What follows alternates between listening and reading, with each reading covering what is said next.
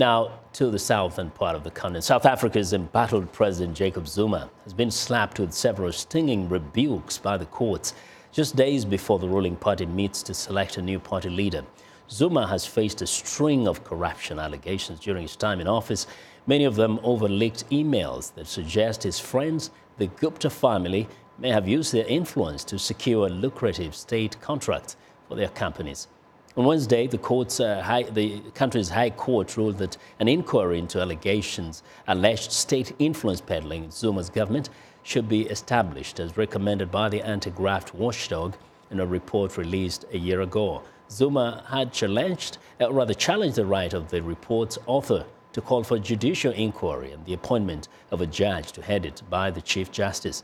Zuma says it was his prerogative to set up such an inquiry. One of our viewers, Anita Powell, is following the legal and political drama in South Africa and now joins me by phone from Johannesburg. Anita, good evening. Hi, Vincent. Yeah, now, do we see this as being a little more serious than in the past? This is a man of 20 lives, Mr. Zuma. It would appear so, but this is actually, it looks like we may be finally at the end of the road for Mr. Zuma. This weekend, his party is meeting to hold an elective conference and choose his successor as party leader, which could effectively cut him off at the knees.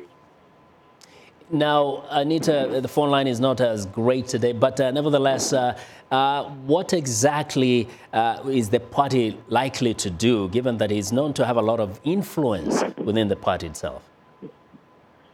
Vincent, if I knew the answer to that question, I would be doing something much more lucrative than journalism. The short answer is nobody knows what could happen at this elective conference of 5,000 members of the ANC. Okay, and now that's big. How is the general reaction by the citizens of South Africa, knowing that Musholozi is known to be extremely popular in some quarters?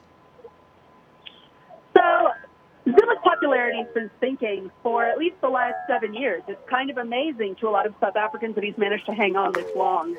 But within his party, there is an emphasis on discipline. There's an emphasis on unity. So that has held him up so far. But there have been chinks in the armor of his party. Several high-level ANC members have called for him to go. Well, I suppose we'll just watch and see. Perhaps you follow up with you on Monday after the events of this day, tomorrow, and the weekend. The line is not so great. Anita, thank you very much for joining us today from Johannesburg. That's VOA Anita Powell reporting live from Johannesburg in South Africa.